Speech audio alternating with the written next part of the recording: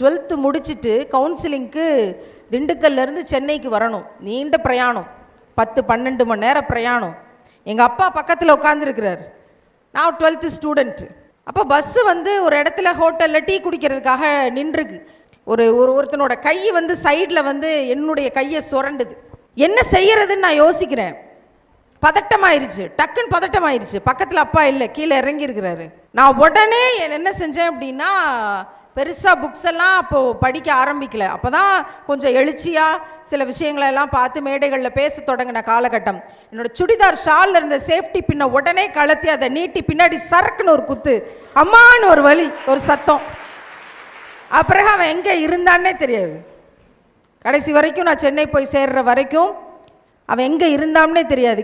கோழைகள் நம்ம என்ன செஞ்சிடறோம், பதட்டப்பட்டு என்ன செய்யறதுன்னு தெரியாமல் நம்மை நாம் பாதுகாத்து கொள்ள, நம்ம நகர்ந்து நிற்கிறதுக்கு அப்படின்னு நம்ம என்ன செய்யறது, வெளியே சொன்னால் அசிங்கமாச்சேன்னு நினைக்கிறோம். அவனை அசிங்கப்பட வச்சுட்டு தான் அந்த இடத்துல இருந்து வரணும். அப்பதான் இன்னொரு பெண்ணுக்கு அது நாளை நடக்காதுங்கிறதுல ஒவ்வொரு பெண்ணும் ஒரு போராளியாக பஸ்ஸில் செயல்பட வேண்டியிருக்கு.